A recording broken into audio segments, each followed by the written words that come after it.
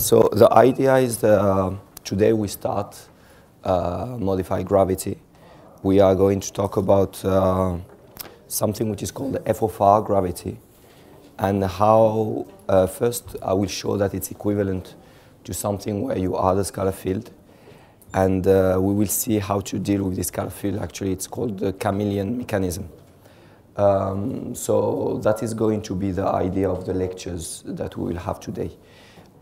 Just to, now that I remember the question yesterday, completely forgot to answer your question about an accelerating observer.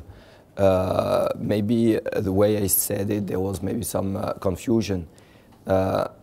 When we say that the laws of physics are invariant and the change of coordinates, it means that really the laws of physics, that the equations, I have some set of equations, I change my coordinates, the equations remain the same. But it doesn't mean that we all observe the same thing, in the sense that if I'm here, I observe something. If I'm moving, I will observe, of course, something else. If I'm looking in this direction, if I observe in some direction like this, and I do a rotation, I observe something else. So it's not that we observe the same thing and the transformation. It's that the laws of physics are invariant. What does it mean is that if you take, for example, Newtonian physics, you have the summation of forces equal to m times the acceleration. If you take another observer, there will appear some additional forces, inertial forces. So you will have to change in some way the laws of physics, that you have to add some extra things which were not there initially. Here, the equation, because there are tensorial equations, they remain always the same. When we change the coordinates, you get the same equation. It just gets multiplied by a common factor, which simplifies, but G mu is always equal to T mu. So your action or your Lagrangian, which describes the laws of physics, are invariant under these transformations. So what we were doing yesterday is to change the coordinates and without changing our equations. That was the symmetry that we have. It doesn't mean that each observer observes the same thing. Of course, if I'm here, if I'm accelerating, I observe a completely different physics. Someone who is observing a black hole will see something. Someone who is falling into the black hole will see completely different thing. He will see even the singularity once he crosses the horizon. The first one will never see what is inside. So what we observe is different for each observer, but the laws of physics will be the same. This is the idea, that the equations remain the same, that the Lagrangian, the action is invariant. So the perturbation will be different for each observer? Sorry? The perturbation will be different for each observer? The perturbations? Yes. The perturbations, they change by something. If it depends, there is this gauge freedom I was talking about, which changes from one observer to another. So, but at the end, when you calculate an observable, what you are going to measure, that should not change. That will not change. It will be the same. But the equations will change. The perturbation, as you said, the full equation of motion will not change. But if you look just to some perturbation, one thing, that object might change. So let me just take that. Okay. So going back to the lecture, so today we start this FOFR gravity. I said few things about it so far. It started a very long time ago, and the first model was something like that. That you take an action. This is the action of general relativity. You have only this. This is what Hilbert did, and that gives Einstein theory. And we can add something which is like a correction to it to say that we have a curvature. That curvature is very large. That curvature is very large at, in the early universe. So you can say that R changes with time. In the very, very early universe, this is the dominant contribution. But when the universe evolves, R becomes smaller, so that becomes negligible, and you recover Einstein. So Einstein theory is something you recover at late time. But in the very early universe, you have a theory which is different than the Einstein theory. So it's like a correction that you get when you go to higher curvature things. So you get some corrections, you might think of it as a quantum correction.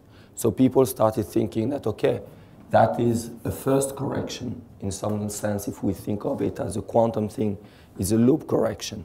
Then you get additional things. You can get some R3, and you can get a full expansion. The only thing you need is that at low energy, you recover GR. But then people found that there is, so people, they were explaining the early universe with that. There was some hope that maybe we know that at the early universe we have a singularity. Maybe we can solve the singularity with that. It doesn't solve it, finally, in the sense that maybe in the very early universe we will get a bounce, that the universe is cyclic, that the universe actually collapses, will get a bounce and goes back and collapses again, etc. So the universe is cyclic, maybe. People develop these kind of ideas of cyclic universes, etc. But that you don't have a singularity initially. So they were thinking of things like that, like correction to GR in the very early universe in order to avoid that. Finally, it doesn't solve it, but at least it produces an acceleration that people use for inflation. And then they noticed that in '98 that we have a second acceleration nowadays, so at low energy. So then people started thinking of additional terms, something like this, that you have another constant divided by R, in the sense that you say that when the curvature becomes much smaller, so today, then this term becomes dominant, and then you get again an acceleration. Because we know that with Einstein, you don't get acceleration. So then maybe a term like this will produce an acceleration. So that was more like for dark energy. So something like this is for dark energy. Something like this is for inflation. So in some sense, they are just phenomenological models. There is nothing profound, there is nothing fundamental about these kind of theories. Yes? This last additional term was added by Alan Guth or? By? Alan Guth or Linde's in the paper 1982, it was added right there? This one? Yeah. No, that comes recently because, yeah, after '98. It was, I think, the paper by Sean Carroll, Trodden, and their group. There was Mark Trodden, Sean Carroll, and some others who published this paper, actually. But after '98, because otherwise they had no reason to add this term, because there was nothing to say that there is an acceleration today. So it's just reacting to the observations. We have observations which are saying that the universe is accelerating. So people, they put this term, and then we can, yes? R square, it was added by Starobinsky. In some sense, it's not exactly Starobinsky. In the 70s, there is a book, Quantum Field Theory in Curved Spacetime, by Davis Borel. So these authors, in the 70s, they started calculating the one-loop correction to the Friedman equation. So you take Friedman universe, and you try to calculate a one-loop correction to that. You add some field, some matter field, you calculate the loop correction to that matter field, and you see how much it changes the space-time. So they call that a one-loop correction to Friedman universe. And they found something. They found an equation, which is an equation of this form. They found that you have G mu, and then you get two additional terms, an H mu 1 and an H mu 2 equal to T mu. So this is what they found. And they said that these two terms are the one loop correction to general relativity. In their paper, this one, you get it from an action, which is R, the GR. This one, you get it from an action, which is R squared. But this one, you don't get it from an action, the last one. So then there was some bit of confusion, is that, okay, we can get it at the level of equations, but you cannot have an action which gives you this equation. So it's in some sense a bit problematic. And so these people, they did that, and what Starobinsky did is to say, because this term, we cannot get it from an action, just let's forget about it and consider only this. So this is what we call now Starobinsky model. But the calculation, previous calculation, is done by these people, Borel, Davis, etc. And there was some additional authors also. But these are the original authors, but they did the full calculation and there was an additional term. Okay, so if we reduce it only to that, then this is called the Starobinsky model. And why it is interesting is because first it explains the acceleration of the universe, the inflation. Secondly is that during inflation, when the universe is expanding very fast, it produces some gravitational waves, and it produces very, very, very little gravitational waves, while there are some other models which are producing huge gravitational waves originally. And that will be a problem because we don't observe them. So we want something which produces very little gravitational waves. This is why it's compatible with all observations. So from that you calculate, because there is inflation, the universe is expanding fast, these quantum fluctuations in the early universe are transformed into classical fluctuations, and they are the origin of structures today. You calculate what is called the power spectrum for this model, and you compare that to the CMB, and you see that it's completely compatible. So this is, I mean, this model works very well. Until now, there is really no problem with it. So it's compatible with all observations. And we will see when we look at it from another point of view why. So from after that, except this one, which has some origin at the quantum level, people did these calculations, the other things are phenomenological. Is to say we have acceleration, we add this term. And then people started really creating huge literature about it. Each one was inventing in some way its own action because it's simple. You just add some terms and then you do the calculations. So all this, then people called it f of r. That you consider any function of r and you study that. Okay, so this is what is called f of r gravity. Now some models can be motivated, some models a bit less, etc. And you can use it for inflation, you can use it for dark energy, etc. So my action will be this, plus matter. Okay, so this will be our starting point. Now the thing is, I will show that this is equivalent to GR plus a scalar field. In that sense that GR has 2 degrees of freedom, which are the gravitational waves which propagate. One is the plus mode, the other one is the cross mode. Now, this model doesn't have 2 degrees of freedom, but has 3 degrees of freedom. And we will show how it's just GR plus a scalar field. And the scalar field will be the additional degree of freedom, actually. So then we will understand it in a much simpler way. One thing is that now we have a fourth order differential equation. So it's a bit more complicated. GR is much simpler. It's second order differential equation. And even in GR, equations are difficult to solve. So imagine here it's fourth order. As soon as F is not GR, it's not R plus a constant. As soon as it's not this, then you have a fourth order. If it is just identity, if it is just GR, then it's a second order differential equation. Okay. Don't know if you have questions up to this point. So let me erase this part.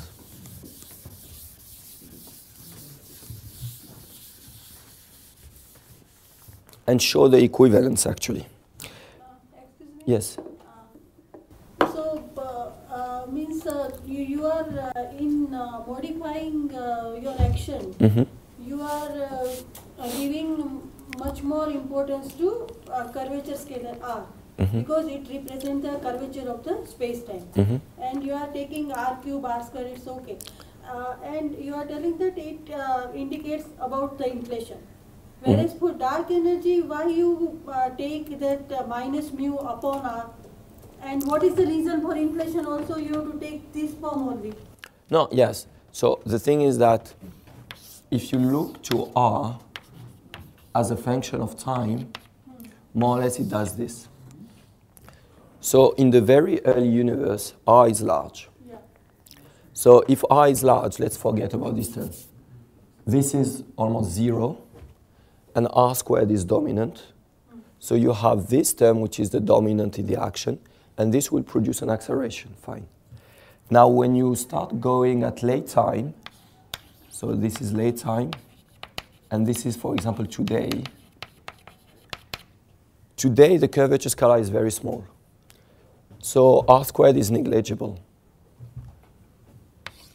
This will not contribute. So we cannot produce acceleration, negligible compared to R, if R is really too small. But, so if you want to deviate from GR, because we know that GR does not produce acceleration, you need something which dominates when R is small. And this will be a term like this. Okay, because R is small and you would like to make it dominant. Exactly. So you are taking an inverse. Exactly, Okay. exactly. So this one is dominant at early universe, this one is dominant at late time. So each one will produce an acceleration at a different moment. And in between R is the dominant term. So here we have Einstein, which works fine during some time of the evolution of the universe. Here we have Einstein. It means that we have just R. Before we have R squared, and after we have 1 over R, which are the dominant things. So at different moments we have a different theory, and at different things we have something which is dominant and produces acceleration or not.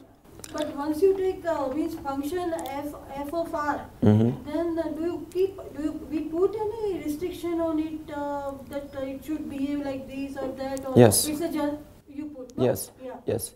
Depending on the problem you want to solve, Yeah. you will put some constraints. But why we put it just F? But at the end, of course, if you want to predict anything, you have to choose some F. You cannot keep it general if you want to make predictions. Yeah. So we keep it F only to do the calculations in a general way. But at the end, you have to choose some F, of course. But doing it in this way, you can see in a more general way the structure in some sense. So then you get the global idea. And then you go to different examples if you want. Particular one. Yes. So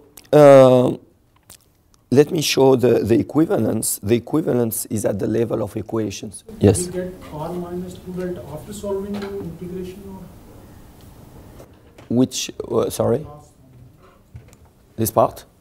one curvature or matter term also? Sorry, what is the... R minus 2 delta. After Yes. solving all these, we get it. No. What I was saying here is that except for GR, so if f of r is different than r minus 2 lambda, this is GR, then we have 3 degrees of freedom. If f is equal to r minus 2 lambda, then we have 2 degrees of freedom. And this is GR.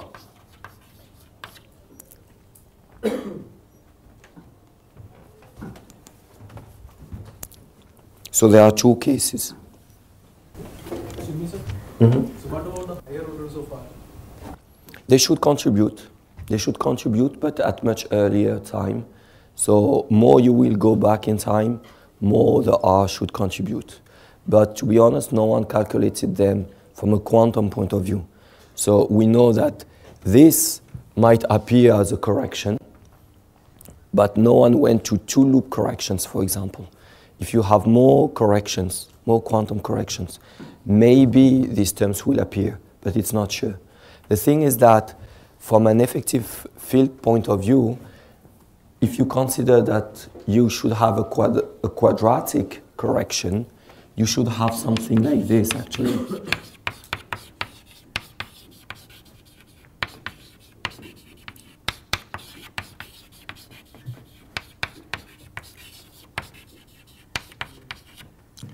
Because you should consider all the terms which are quadratic and which are forming scalars. So you have R squared, but you have also Ricci squared, and you have Riemann squared. The thing is that there is some particular relation in 4 dimension which is saying that this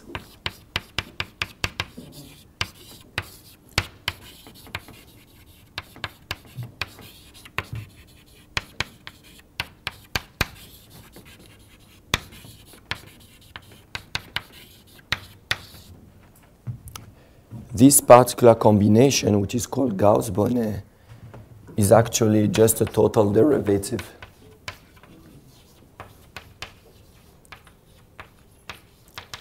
We say that it's just a topological term. What it means is that this, if you add this in the equations, it will not at all change the equations of motion. The equations of motion will remain the same. So it means that this is just a total derivative. I can always write it in this way. It's a total derivative, so actually it's just something, a surface term if I use the Stokes theorem, okay? So what does it mean is that the Riemann squared, I can always replace it by 4 times Ricci squared minus R squared. So this term I can kill it always, because of this relation, this Gauss-Bonnet term. So I should have these 2 terms, and people studied that a lot. The problem is that these 2 terms, they produce a ghost. The theory is not well defined, and it's because of this term. So in some sense, it's a problem. If you go to cubic, as you are saying, you have to consider all the cubic terms. You have this, you have R mu nu, R, you have all the possible combinations. You should not discriminate any term. That's the idea always in particle physics or in anything. You fix a rule, for example, some symmetry. You say that I want a Lagrangian which is invariant under some symmetry. And then you write all the terms which are compatible with that. You don't discriminate saying, no, this term I like it, this one I don't like it. As soon as you fix a rule, you go with it. So if you say that my rule is to consider all quadratic terms, you should write them all. But then we have a problem, which is a ghost. So people started discriminating, but without any fundamental reason. Fundamental reason, for the quadratic, we have one, which is the one-loop correction, which gives only this term doesn't appear. At the cubic level, no one did the calculations, so I cannot say. They should be there, but we never did the calculations. So what was the benefit of making these to be total derivative? No, this is, it's not that we put it by hand. It is like that. It is a geometrical reason. It's just that this combination in 4 dimensions, in other dimensions, it's not true. It's called Gauss-Bonnet.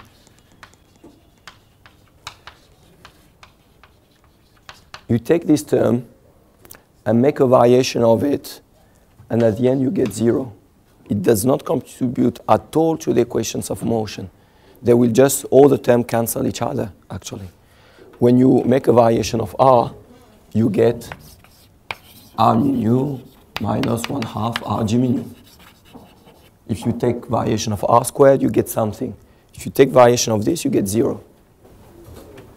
I have a question that if you consider this as a loop correction, then As a what? R square. Yes. As a loop correction. Then Yes. we actually bringing in the spin 2 features as propagator. We are considering gravity on where. So we have to exploit all the properties of spin 2, that self interactions, and it's may go to how can we handle actually, because it is there. No. I cannot avoid. Yes, no, I have to be a bit more specific. When we talk about a correction, they haven't done loop corrections to the graviton. No. What they did is really to take G mu equal to T mu. Here you have some matter, and you do loop corrections to matter. So you get some T mu prime, which is a loop correction to matter, and you say if T mu equal to T mu prime is equal to what? Then you get that it is, for example, imagine that T mu prime is equal to T mu alpha T alpha nu. I'm just creating anything that you found that the loop correction to matter comes like quadratic in T mu, something like that. So then you say if T mu is equal to G mu, then this is just G mu alpha G alpha nu. So then you transform the matter part into geometry, and you say that my theory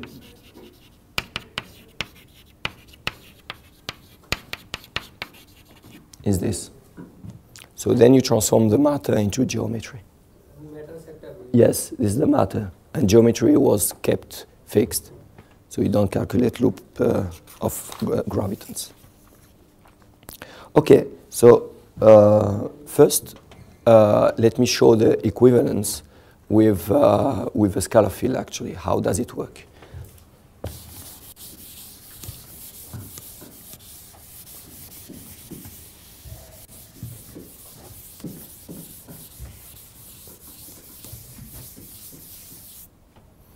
So we have an action which is f of r, and I will write a second action.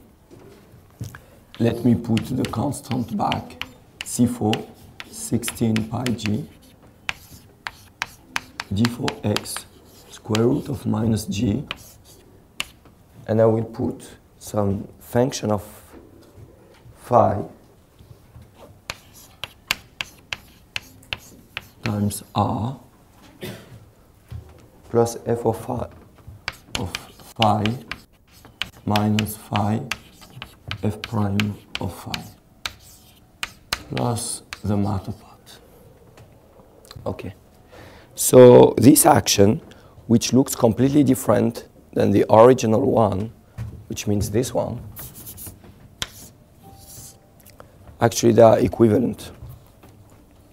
What I mean by equivalent means that they give exactly the same equations of motion.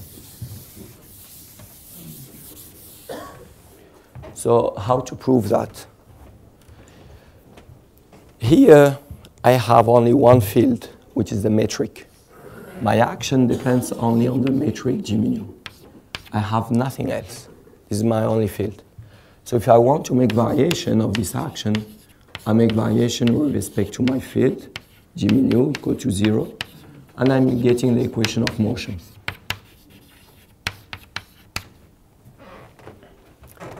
So that is the first part. There is nothing complicated. It's a long calculation. You do the variation and you get it. This one has two fields. Has the metric G mu and has the scalar field phi. So then we get two equations. I make variation with respect to the metric. I'm getting one equation. I do variation with respect to the scalar field. I'm getting a second equation. So let me do the variation with respect to the scalar field because this is the simplest one. So if I do the variation, I will write it like this, with respect only to the scalar field, and I'm trying to find the equation of motion. What I'm going to get is the following, C4, 16 pi g, the integral, all this is independent of the scalar field, okay? Now I have this term, I make variation of it, I'm getting f double prime, delta phi, times r. This one will give me f prime delta phi. And variation of this gives minus f prime delta phi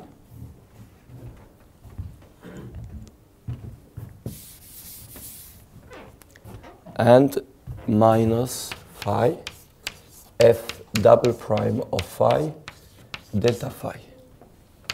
Okay, so this is the variation. The scalar field don't have any effect on gravity No. geometry part? No, it's just a scalar field. It does not depend on the metric, nothing.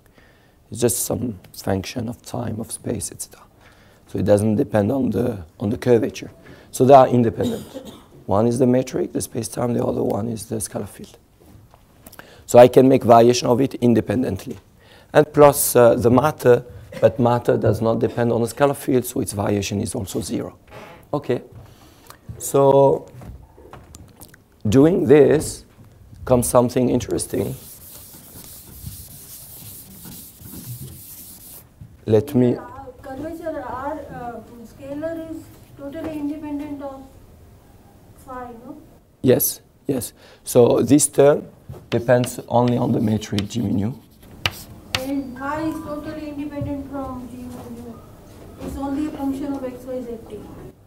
Which... Phi. Phi, yes. Yeah. Yes. So there are really two independent fields. Independent quantities, no? Yes. 2 degrees of Yes. freedom.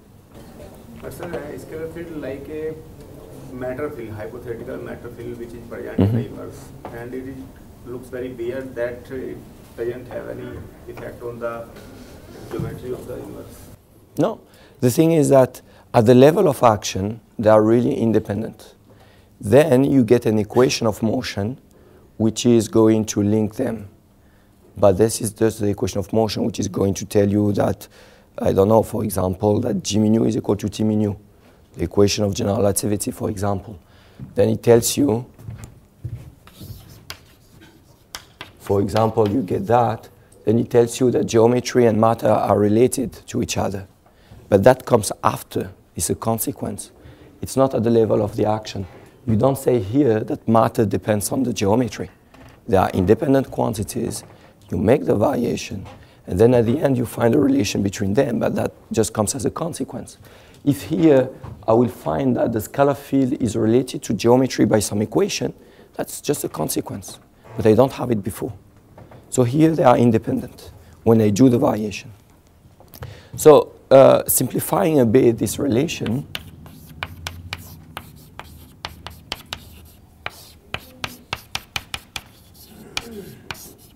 what I'm getting is, so these two terms, they cancel each other.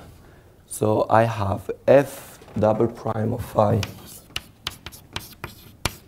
times r and minus phi delta phi. This is what we have. So now the variation of the action respect to phi equal to 0 means that this is 0.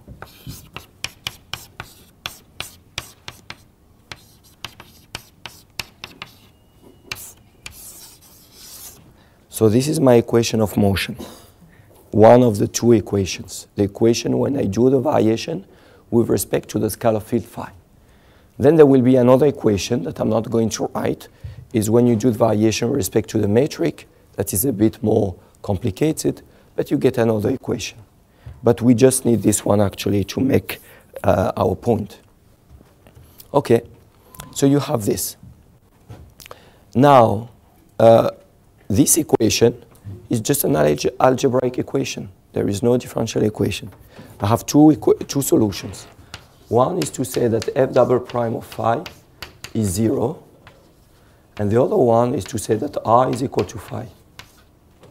So now both will be maybe related. I have two equations. One is f double prime of phi equal to 0, means that f phi is equal to some alpha phi plus beta.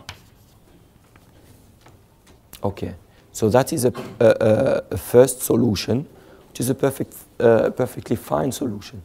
The only thing is that this is general relativity. F, when it is a linear function, this is GR. So if I take a Starobinsky model, if I take Starobinsky, which is R plus alpha R squared, or if I write it in terms of phi, it's phi plus alpha phi squared. What is the second derivative of it? It's 2 alpha. And 2 alpha is different from 0. So this will be satisfied only for general relativity. For any theory which is not GR, I will always have a second derivative which is different from 0. In the case of general relativity, because general relativity is just a linear function, GR is this, R minus 2 lambda. Or if you want to write it in terms of phi, it's phi minus 2 lambda. In this case, the second derivative is 0. But this is GR. So this case is general relativity, actually. If we don't want to work in GR, and this is what we are going to do, we have to consider the second solution. So this is when it is not GR.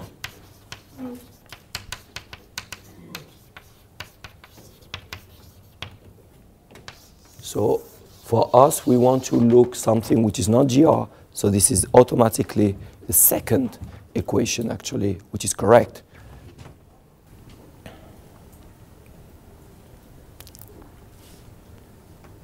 But in first, you are putting phi equal to R, no? Yes. You are writing GR, so phi equal to R, you are taking as a curvature scalar. Yes. No. No, I'm not putting phi equal to R. But then how FR is equal to R plus? No, it's just that I'm changing the name of the variable. Here, I was calling it f of R. Here, I call it f of phi. But at the end of the day, this is the same function. Imagine that I'm working with Starobinsky model. So I started with something which was like that. What I'm saying, that was the original thing here. I'm going to this action, and now I call it f of phi. But I'm not saying R equal to phi. It's just a function, and I'm calling this function, I call it f of phi. Means that here, what is there is really phi plus alpha phi squared. This is what I have here, etc., etc. So this action here will be this. But I'm not saying R equal to phi. It's just I have a variable, which is phi, and I use the same function f. I'm not sure if it is clear. Let me write it more explicitly. If I take the Starobinsky model,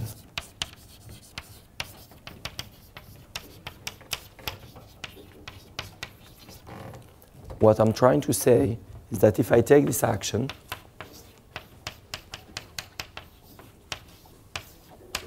which is f prime of phi, means 1 plus 2 alpha phi times R plus f of phi minus phi 1 plus 2 alpha phi. So this is phi minus phi, it goes. Alpha minus 2 alpha is minus alpha phi squared. So this action actually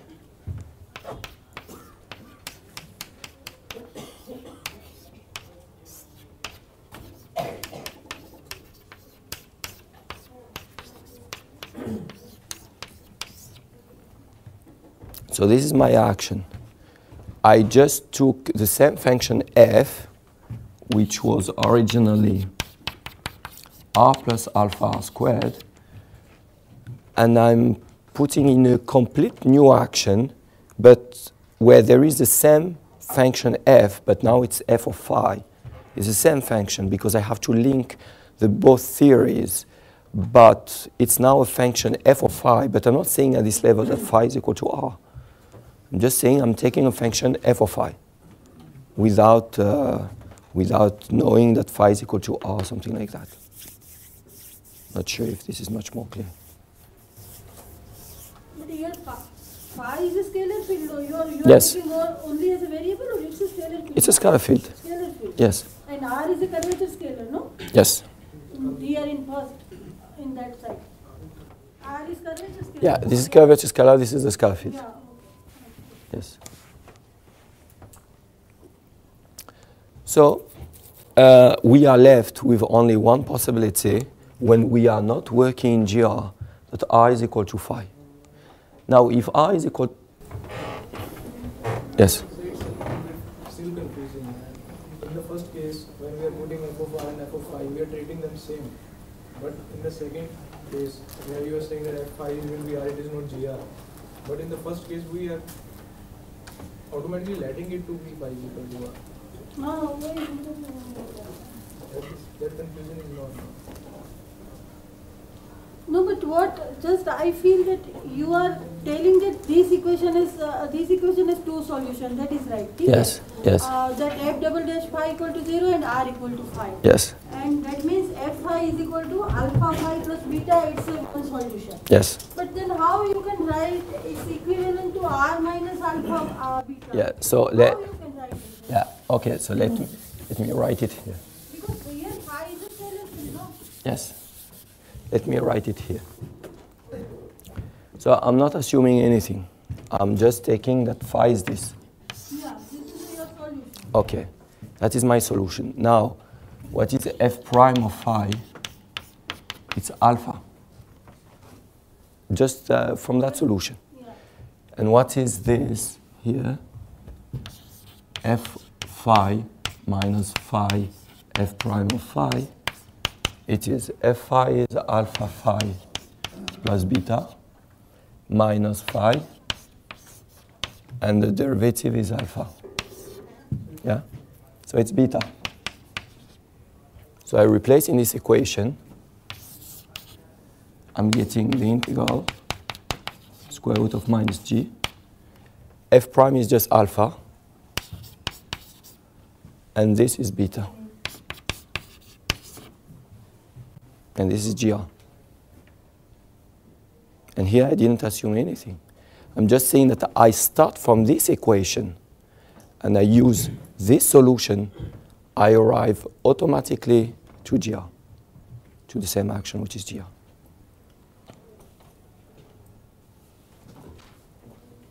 Beta is there, no? Beta is just a constant. Constant. Yeah. So I can call it lambda, minus 2 lambda, in order to write it more like in a standard way. So you are using that, if you will use this equation in this integral, Yes. then you will come Yeah. up with the action on the right side. Yes. So I should not look at that, just really work it out directly from here and show that actually I'm getting GR. Yeah. Okay. So the first one gives us GR, and we are not interested by that. So I'm just going with the second possibility, r equal to phi, which is the case, which will be interesting. So I'm doing the same trick. I replace in the action r equal to phi. So the second possibility, so we saw that the first one gives GR. The second possibility, if r is equal to phi, what do I get? I get an action which is, I replace phi by r, I'm getting f prime of r times r plus f of r minus r f prime of r. This is what I'm going to get. This and this is simplify, and I'm getting f of r. Okay. 2 phi. And then I'm getting this action. So which means that we will have exactly the same equations of motion. These two actions, this one and this one, they don't look the same, but if I derive the equations of motion, I will get exactly the same equations of motion. This one gives me only one equation. Okay. This one gives me two equations, but one of the two is r equal to phi. And the other one will give me something if I replace r by phi, I will get exactly the same first equation.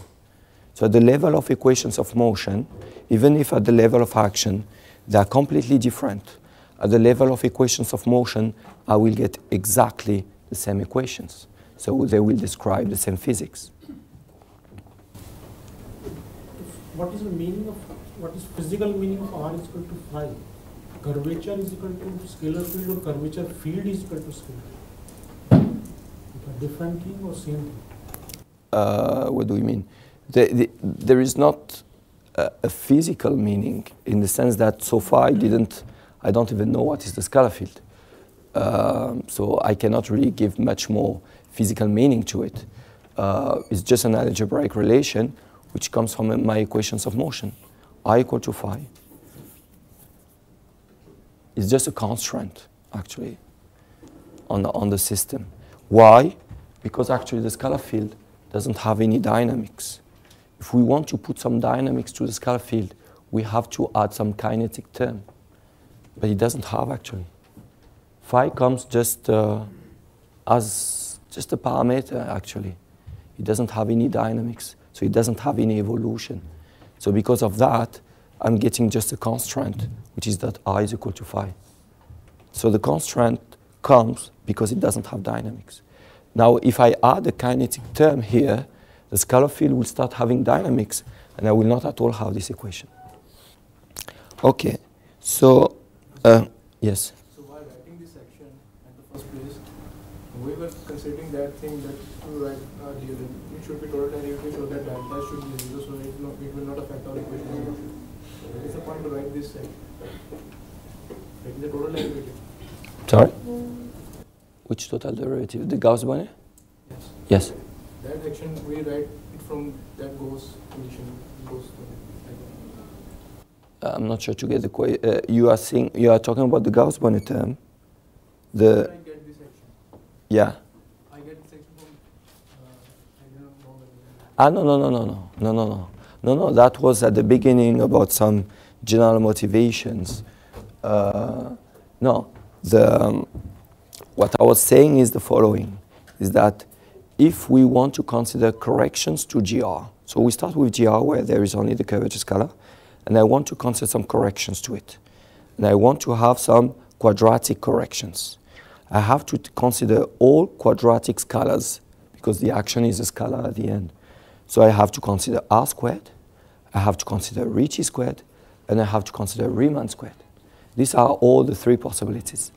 Now I was saying that Riemann squared is something I can always remove in 4 dimensions because there is this special combination which tells me that finally this is, let me write it again, that this is just a total derivative. But this is independent of that. Let me write it here.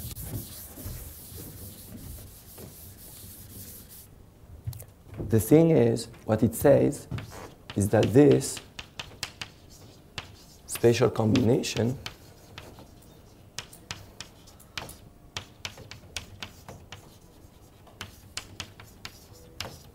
this is just a total derivative, so it's just some constant, let's say alpha.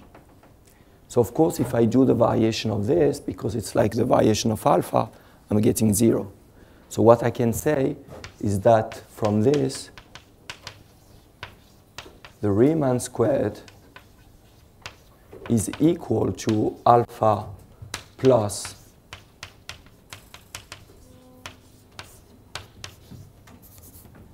the 4 Ricci squared minus R squared. So when I have a Riemann squared in a theory in 4 dimensions, I can always replace it by a constant, but that constant doesn't matter, but because when I do variation it goes away, I can always replace it by Ricci and R squared. So in that sense, I could always remove the Riemann squared. So that was the logic of it, actually. Sir, Yes? so R equal to 5, we get GR? No. Because we are getting the action. No. When R is equal to phi, you get f of R. F of R. Yes. But this is same as the action there Which action? that was No. No, if I start from here, because this is my action initially, and I replace R by phi, this one gives f prime R times R minus f prime R times R. So they simplify, and I'm left only with f of R, which is not GR. GR was the second solution where f double prime of phi is 0. Yes, that gives GR. So what's the motion, what is the motivation behind this action? Because it will be simpler. That's the main motivation.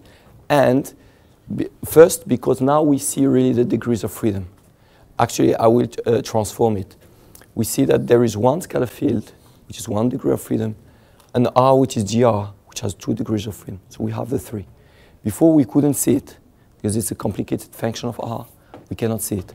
Now I can really say, actually, the theory is equivalent to a scalar field plus GR. It's not exactly true so far, because I still don't have dynamics for the scalar field. But I will do a transformation, which is called a conformal transformation, to write it exactly as GR plus a scalar field. And then I will be able to say easily, I have GR, 2 degrees of freedom, plus a scalar field, 1 degree of freedom. So it means 3. And then it will be very simple, because GR plus a scalar field is a simple thing. But f of R, it was a 4th order differential equation, and that was complicated. What we are doing is just now, we are going to have 2 equations, one for GR, which is a 2nd order differential equation, one for the scalar field, which is going to be also a 2nd order differential equation. So mathematically, it's like trivial. You have a 4th order differential equation, you split it into one of 2nd order, one of 2nd order. Of course, it gives 4th order. But separating that into 2 equations make life much easier. And also the interpretation, as we will see, what is called the Chameleon Mechanism. Yes? Just you told I was saying about that. The chameleon? Ah, no, that. No, that. Okay. We have no dynamics. Yeah, yes. And we will see actually, because yesterday I was saying that we want something that at large scales it gives something completely different than GR, that we can explain acceleration of the universe or whatever we want. But at smaller scales, we should hide that completely and recover GR. Because as we saw yesterday, GR is consistent with everything. And this will come some mechanism called the Chameleon Mechanism, and we will understand it with this picture. With the first picture, it's more difficult. Yeah, because the f of R is quite a general thing, no? Yes. And you can take anything, and here also it's quite general, but still it gives some moderation on it. Exactly. And we will see that we're doing some transformation to make it even much easier, actually. Okay, so... How is this 3 degrees of freedom? One is phi and 10? And the other one comes from the curvature scalar, which is the Einstein theory, which has 2, which are the 2 gravitational waves, the plus and the cross modes. But R is dependent on G Maneuver? Yes, yes. It's a bit more long to do it. I can do it in a simple way, is to say that the metric G mu has 10 components which are independent. And this is symmetric. We have 10 independent components, but then I have one is that I have this invariance, and when I change the coordinates, I can always change coordinates. This is what we used also yesterday into a new coordinate system when we killed yesterday 2 scalars by doing this. So here I can also do it, and I have 4 coordinates. I have t, x, y, and z, and I can do these transformations. And I can kill some of them. So let's suppose that I kill this one, this one, this one, and this one. So I'm left with 6 terms, which really are there. But then we have an additional constraint, which is called the Bianchi Identity, which says that this tensor is always 0. And it gives 4 equations, which is killing again 4 terms. And then we are left with only 2 which are really independent, which are the 2 degrees of freedom. The others are related to each other, actually. They are linked. This is a way to see it. The real thing is to do something which is called the Hamiltonian formalism. It's time to start counting the degrees of freedom. But it's much longer, but this is the proper way. This is just by hand, actually.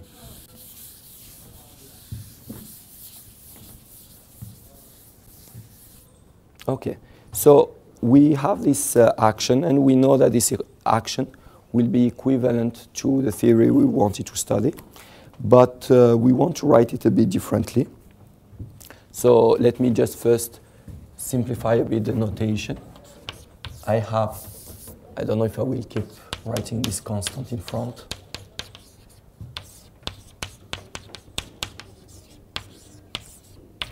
So I have some f prime of phi, and then something that I will call some sort of potential, where u of phi is this phi, f prime of phi, minus f of phi. Okay, so I just have something like that. Okay, this is so far just a notation. Now, what I'm going to do is a change of coordinates, rescaling of the metric. In the sense that I have a metric originally, which is G mu, and I'm just going to rescale things. Physics should not change because of that. Imagine that this is what I call 1 meter. So this is my scale. And with that, I define all the physics, etc. Now I rescale things, and I will call this 1 meter. Is physics going to change? Of course not. The numbers are going to change. The size of my cell phone will change. Now it will have a size of 2, while before it had a size of 0.1, for example.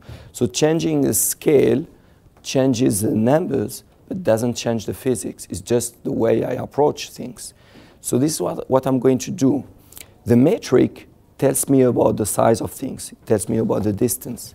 So I'm just going to rescale the metric into a new metric, which is just some global function times my original metric. So I have a first metric, and I just rescale the metric by some global factor. And so I'm changing distances and things like that, but physics will not change. It's what we call a conformal transformation. Actually, it's not really, in some other areas, they don't call it a conformal transformation. It should be properly called a while rescaling.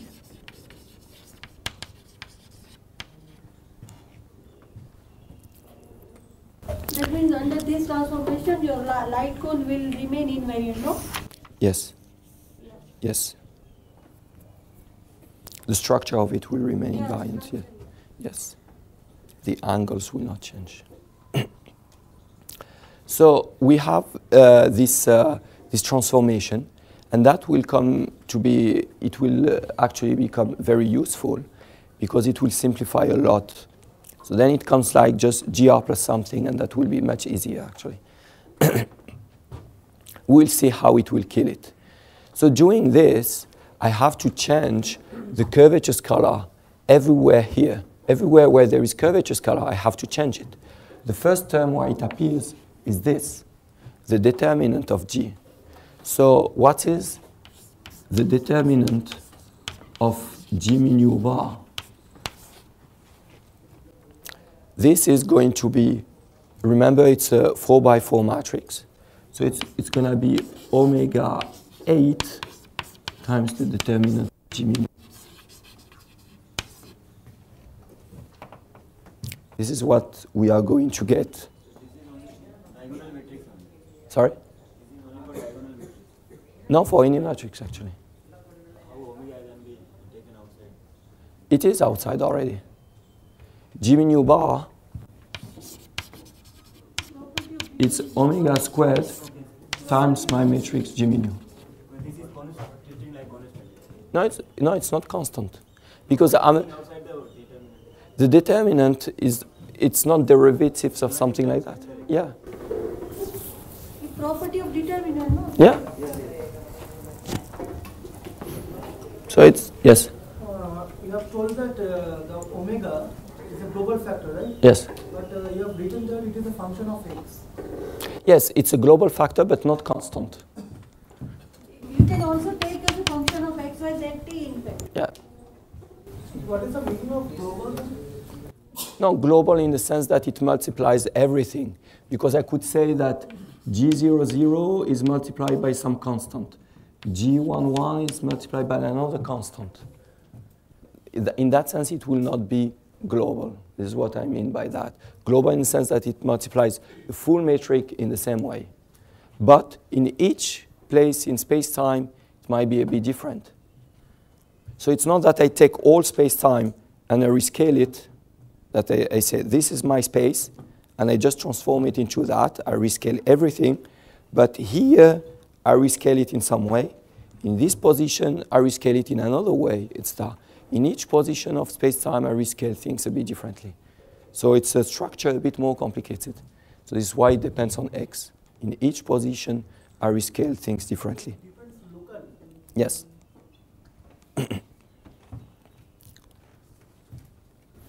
No, here you are just transforming the whole geometry to the means multiplied by omega square, no? Yes. That is the back, means it's a global, no, it's not local. No, it is local because it depends on x. So I'm really stretching etc. the space-time differently. So I have my space-time. In this position of space-time, I stretch or I do whatever transformation here, and I can make it also space-dependent. In each position here or there, I'm changing it a bit differently. But then you cannot take it out like this, no? Because then for G00, your omega square t would be different. For G11, it would be different. Then how you can take it out like this? This is just determinant of the product of two matrices.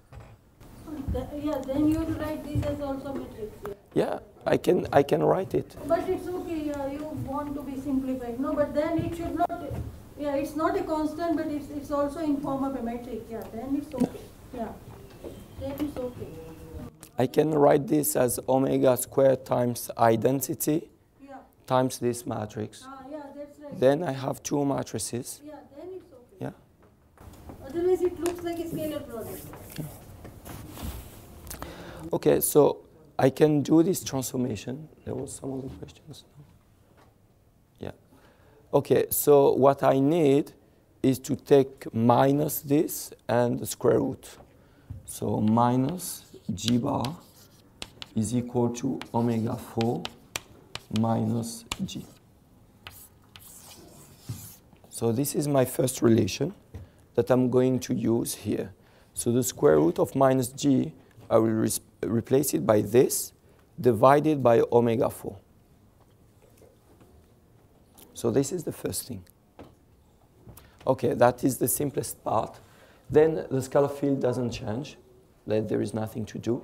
What changes is the curvature scalar r here, because the curvature scalar depends on the metric, but we change the metric. So of course things are going to change a bit.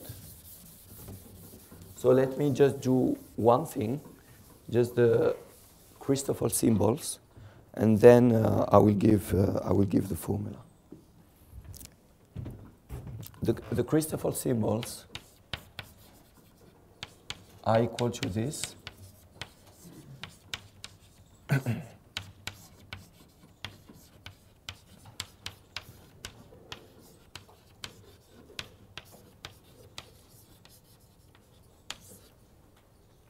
This is the definition of the Christoffel symbols that we saw the first day. But now, what I know is that we have a relation like this, that G mu is equal to omega minus 2 G mu bar, and the inverse is equal to omega squared G mu bar. So I just have to replace here in this equation. So I'm getting 1/2. This inverse metric is just an omega squared G rho sigma bar. I have a d mu. This is an omega minus 2 g nu sigma plus d nu omega m minus 2 g sigma mu minus d sigma omega minus 2 g mu. Okay, I just replaced the g mu by the g mu bar. It should be a bar here, and a bar here. Doing this, I just have to do the derivatives. For example, this term will be an omega minus 2, and this is why it is important that this depends also on x when I do the derivative. So it's d mu g nu sigma bar, and then I do the derivative of this omega minus 2. So it gives a minus 2 d mu omega divided by omega 3 g nu sigma. So this is for the first term. The two others will be the same. Now we just multiply by this. You see that the first terms, omega minus 2 times omega 2, will just simplify. So I will just get actually the same structure, but this is the gamma bar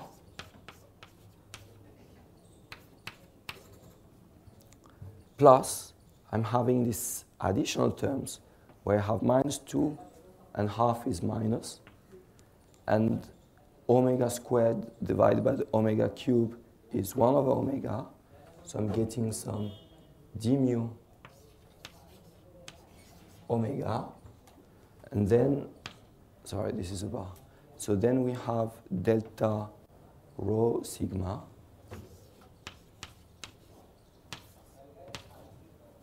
plus rho nu plus delta nu omega delta rho mu minus d rho omega g mu. And this is the relation you get between one metric and the other metric. When you do your conformal transformation or your Y rescaling, the Christoffel symbols before are related to the Christoffel symbols after and an additional term which comes here. Then everything else just follows, actually. The Ricci scalar is just the derivatives of that, etc. And then you can do the calculations that are a bit long. I will give you a reference, which is a very good reference, where they did all these calculations, and you will get all the formulas. So you can do it and check with the paper if you got it correctly or not. It's 08062683. So in this paper by Dabrowski, you will get all the details on how to do. I see that I forgot the omega here.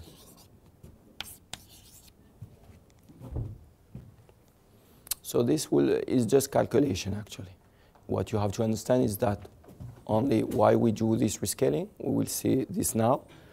And then it's just calculation. You calculate the Christoffel symbols, then the Ricci tensor, the Riemann tensor, and all these things. And then I just replace it here. Omega is a function of x, y, z, t, or only a space coordinate? No, everything, space-time. Everything, no? Yes. We keep it as general as possible in order not to have a very special case, etc. at the end. So in order not to erase that, if you are just writing now, let me then, after all these calculations, you get what is the curvature scalar. It's equal to omega squared, the curvature scalar with the new metric, plus 6, the box,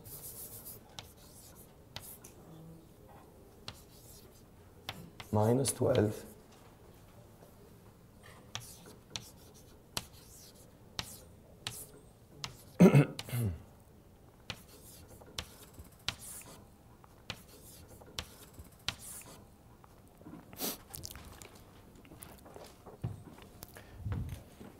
So R bar is the curvature scalar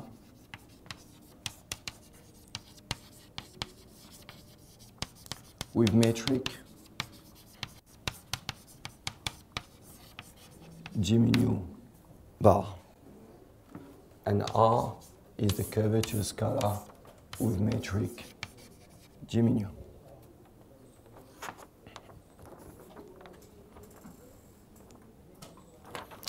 And on the notations, the omega with a bar means that it's G mu R d mu d nu. Everything with a bar means that it's associated to the metric G mu bar.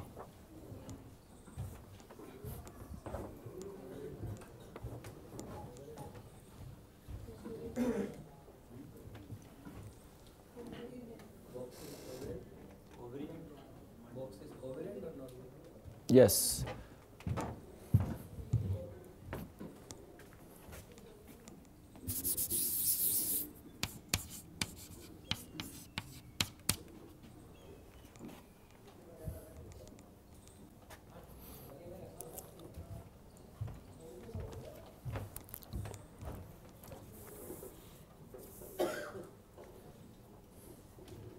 Okay.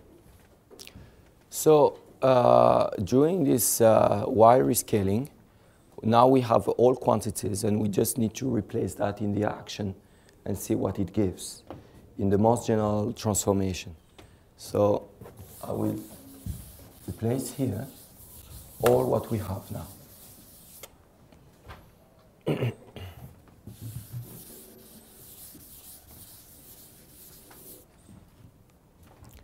So the first thing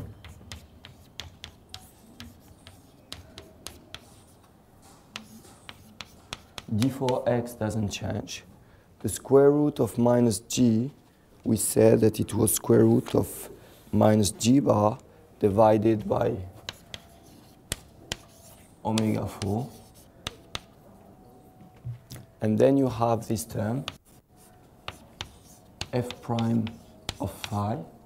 And the r is all what we have there. It's an omega squared. Then you have r bar plus 6 omega 5 divided by 5 omega minus 12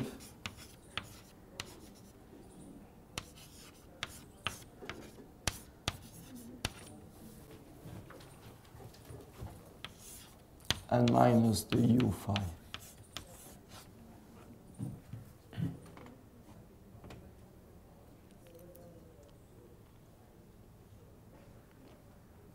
So I will just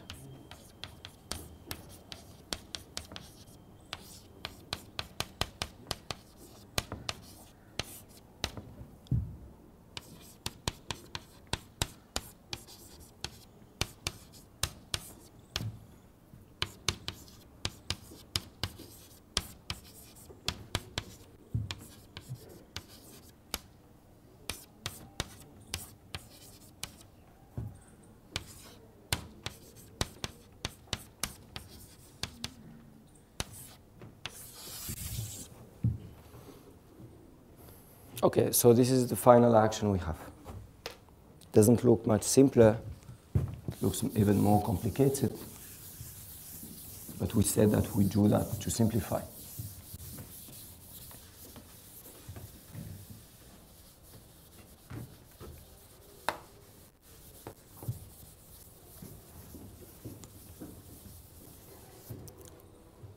So any idea what we can do now? Why are we doing all this? Maybe for the people who are already working in the field. What kind of simplification can we do? Exactly. So if I said omega is anything, so if I take that omega is this, it's any function of space and time. So I can choose anything I want. If I take this, I will just kill this term, and I will be left with r times 1, and some additional things. So then actually I will get really GR plus something. So first we do the transformation in a very generic way, and then we identify which transformation simplifies our life. So what we have to do is just to replace omega here in all these terms and things like that. While doing the transformation, should we check the physical significance of that transformation, or just for the simplification we do? No, as I said, the physics is the same because we are just rescaling things. If I call this 1 meter or this 1 meter, physics should not change. So we can do the... Yes. There was, to be completely honest, and I left 5 minutes, so let me just finish with this discussion, which is an interesting discussion that there was in the literature. What we are writing now, it's called the Einstein frame. The action we had at the beginning, it's called the Jordan frame. And some people were saying that they are not equivalent physically, that when we do this transformation, the physics is not the same. We are changing physics somewhere. And some others were saying, no, but I mean, we are just rescaling things. How can we change physics with that? If I call this 1 meter or this 1 meter. The debate is the following. They were saying that, but there was this discussion. Finally, it's quite interesting discussion. And that will link us to something else, because that will be the full picture. Imagine that I take Minkowski space-time.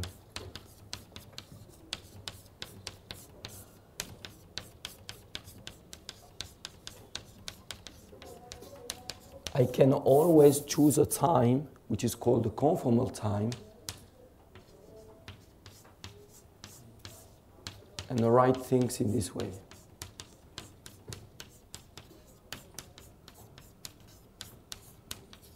So I just choose here some time, dt, which is a d theta. So I'm just changing the time, choose another observer, which has another time, and write the Minkowski space-time like this, like a global factor times Minkowski, okay? Now imagine I do a conformal transformation of this space-time. I can make a transformation and kill this global factor. I just multiply it by a minus 2, and I'm getting Minkowski.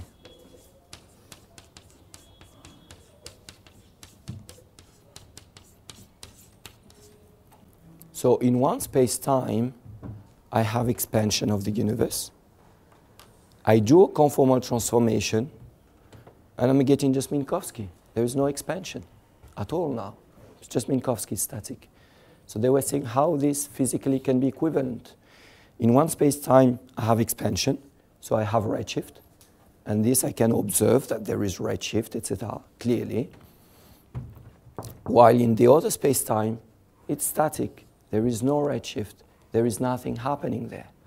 So how these two things can be equivalent? Because we don't observe the same thing. And this, I will say it after the break, the answer to that. They are equivalent.